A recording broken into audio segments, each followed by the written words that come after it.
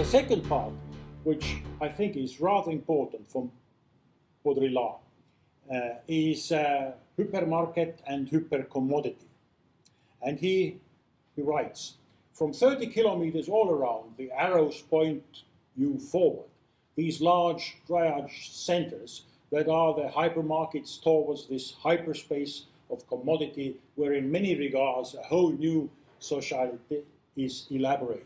It remains to be seen how the hypermarket centralizes and redistributes a whole region and population, how it concentrates and rationalizes time, trajectories, practices, creating an immense to and fro movement totally similar to that of suburban commuters. So from the understanding that we live in a total simulacrum and the signs have been devoid of any meanings, he also comes to the understanding of hypermarket and hypercommodity, also hyperspace, where the reality and the science have become intertwined immediately, and with that intertwining they have lost totally their meaning. Here is one of the examples of the words, of the commerce, and of hyperspace in Singapore. We can already read MasterCard theaters. Then we go closer, we see that it also recommends casino, expo, shops, MasterCard theaters, and museums. It has all become one big whole, holistic sales space, and this type of hyperspace Baudrillard is talking about. No relief, no perspective, no vanishing point where the gaze might risk losing itself, but a total screen there, in their uninterrupted display. The billboards and the producer products themselves act as equivalent and successive signs. And true it is. It forms this, now we can say already, the apotheosis of the hypermarket, which has been left in the previous paradigm, has transformed all these elements, film, fashion, shows, shops, everything into one unified screen, which doesn't operate yet as a screen per se. The form hypermarket can thus help us understand what is meant by the end of modernity. The large cities have witnessed the birth in about a century of a generation of large modern stores. Many carried this name in one way or another, but this fundamental modernization linked to that of transportation did not overthrow the urban structure. The cities remained cities. But now a new morphogenesis has appeared, which comes from the cybernetic kind, and whose form is nuclear and satellitic. The hypermarket as nucleus, the city, even a modern one, no longer absorbs it. It is the hypermarket that establishes an orbit along with which suburbanization moves. It functions as an implant of the new aggregates. And that in the case of Singapore is also true, but this of course is one of the rather nice commercial spaces where everything is sold. Even the breathtaking views to the city are on sale on the top floor of this hypermarket. But it has produced form, it has produced implant to the city, expensive one, but there it is. But now we have come to an end of it. Here is one of the surveys made in Belgium.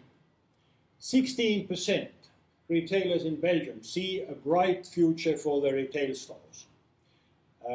31% of surveyed retailers said that their shops are ready for the future.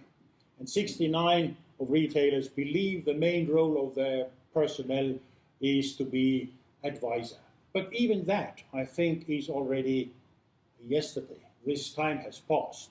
Retailers are preparing their stores for the future while manufacturers are building direct-to-consumer channels.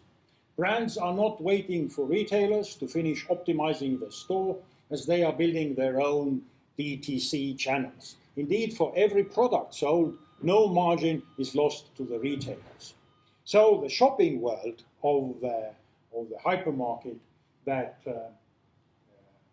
Baudrillard actually was talking about and which happened in past 20 years, it's over. It's commerce in the way we can see in the close future already will not work in that particular way as hypermarket, because the hyper, in a way, has gone onto the digital level. Models or images or signs no longer constitute an imaginary domain with reference to the real.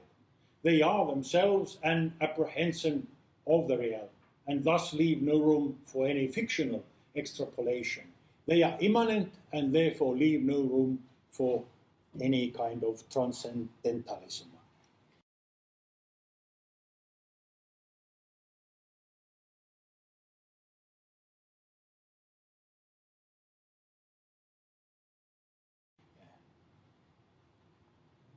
Instead of science, nothing is left. We are living in the world of science. And then Baudrillard goes on with science fiction, and I've borrowed some of his ideas here because they also show what is happening and what has happened. Perhaps even more convincing example would be Ballard and his fictional evolution from his earliest phantasmagorical short stories to Crash, and even more than High Rise and Concrete Island constitutes without doubt the contemporary model for this science fiction, which is no longer science fiction, he says. Please, show of hands, who has been reading High Rise? Any Ballard's books? Okay, there's a whole world there for you to find out. I can recommend. Anybody has seen the film? Aha, there are some at least. Well, the book is even better, I must say, I believe. But anyway, it's not Crash we are going to talk about. It is the High Rise. Who has seen that film? Okay, there are more references there. It is this fantastic story about the High Rise. On the right-hand side, we see Jeremy Irons as the evil architect and leader of this subversive community, which end up in tears. This is how it was depicted in 1975 when it was written. It's an old book, one must say. And I was quite surprised to find out that actually it was a prototype. There was a prototype for High Rise of Ballard, and it is called Trellick Tower. There was supposed to be several of these towers with 200 and more flats. Brutalist Erno Goldfinger was the architect, and the commission was 66, and the building was completed in 72, 3 years before Ballard put out his book High Rise, which, as Ballard does, was an apocalyptical view of the future. And this is the tower. The social consequences of tower blocks were dawning on us city planners, but it was too late. Trellick was already completed. Within months, tenants were begging the council for emergency measures to deal with the vandalism, burglaries, muggings, caretaker strikes, rubbish, and ankle-deep floods. A pensioner collapsed. The rush to escape turned into a stampede. Trellick was sinking into decay, neglect, and crime. It was said to have inspired Ballard's novel, High Rise, in which residents collapse into anarchy and wage war on each other's floors. A destiny of desolation and demolition seemed inevitable.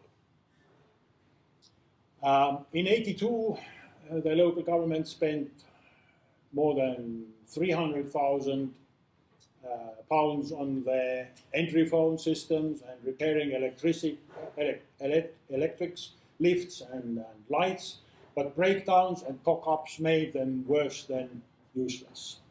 The same year, skydiver Francis Dornelan, sneaking out to the top of the tower, jumped. He died. All the while, the odium flowed for Trellick exterior was seen as extreme, some said pathological rejection of the English picturesque tradition. Now, of course, we're all thinking that the tower was demolished, but this is not that sad story. It's actually, as contradictory as it seems, it has been resurrected, it has began its new life. Something unexpected, something astonishing has happened. Trellick has clawed out of the abyss. Against all the odds, it has hewn a renaissance from the concrete.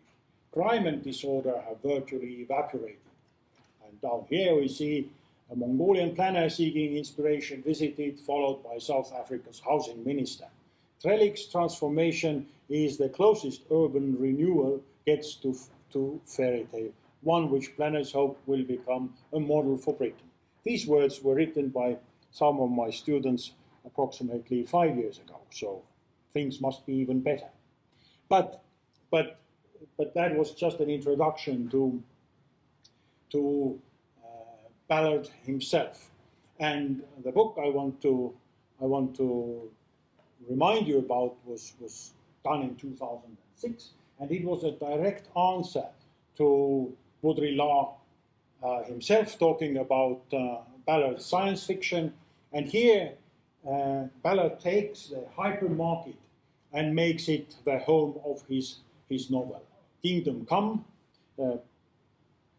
possibly taken from the Pater Noster prayer, Thy Kingdom Come.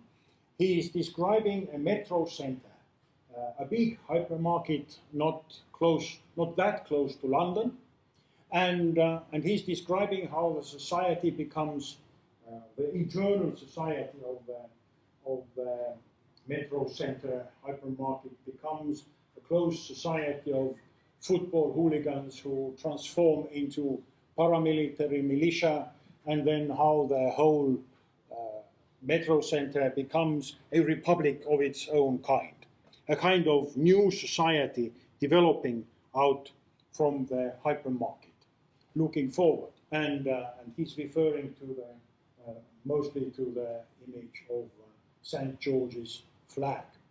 And the feeling of the book is definitely there from the first sentences. A terrace of small houses appeared, hiding in the shadow of a reservoir embankment, linked to any sense of community only by the used car lots that surrounded it. Moving towards a national south, I passed a Chinese takeaway, a discount furniture warehouse, an attack dog kennels, and a grim housing estate like a partly rehabilitated prison camp. And this is already, it's not really the hypermarket itself, but it is a half step already forward, where behind the screen of the market, hypermarket, or behind the screen of our living, there is this kind of grim heterotopia that is out there, which is difficult to navigate and which is difficult to understand. And then from the middle part of the book, which really shows how the hypermarket takes its possession.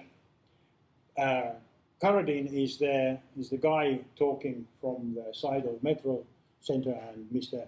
Pearson is the eyewitness, Ballard himself, talking about the life. But they feel different. Carradine's eyes seem to glow. That's why our customers come here. The Metro Center creates a new climate, Mr. Pearson. We succeeded where the Greenwich Dome failed. This isn't just a shopping mall. It's more like a religious experience. Exactly. It is like going to church and you can go every day and you get something to take home. So the science fiction is not there anymore. Science fiction has become something of a disturbed reality of itself in the form of its science. And next, I would like to go deeper into digital reality and see it from the viewpoint of simulacra and hypermarket, if we can make some kind of generalizations out of these past 10 years where digital reality has gradually emerged.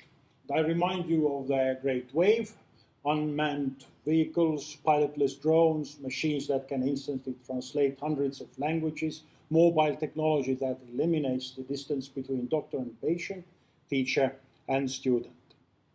We might say that in past 25 years, the life has totally changed. Information, communication, entertainment, and surveillance technologies have transformed into the new world order. They have transformed in the form as well as in their content.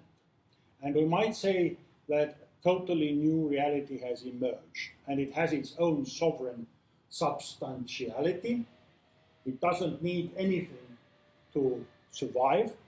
It has its own structure, and if we want to have an anthropomorphic touch to it, it has its own will. And if we're not agreeing with the new reality, digital reality, we can go a step deeper into the darknet, where is the unconscious of the digital reality. It consists of informational and communicative networks, both computer and phone, and whatever devices we really have today, connected by the online electricity, as it was put already by Marshall McLuhan. It is governed by the complex hierarchy of computational algorithms, and the meaning system of its projections, mostly on the screens, are often simply called content. They are fueled by the digital production giants like Amazon, Alphabet, Google, and Facebook. We looked at that at the first lecture. It's also possible, I'm afraid, that digital reality with its possibilities has shaped the political and public institutions of modernist liberal democracies. One can speculate that we have arrived at the collapse of the paradigm called modernism and its final stage called post-modernism or transmodernism, as one might say. The modernist media has transmuted, as we just looked at it. We use our phone, this monad of digital reality, to read books, emails, make videos, photos, check in airlines, which is very handy, send messages, and only sometimes we use it for making some phone calls. And the same things can happen with any screens we use. And it is also the case that digital reality probably has partly broken out of the previous legal system already. Some believe it threatens the traditional concepts of modernist paradigm, like labor, market, value, and price. So can we have some kind of systematic listing of some elements of digital reality?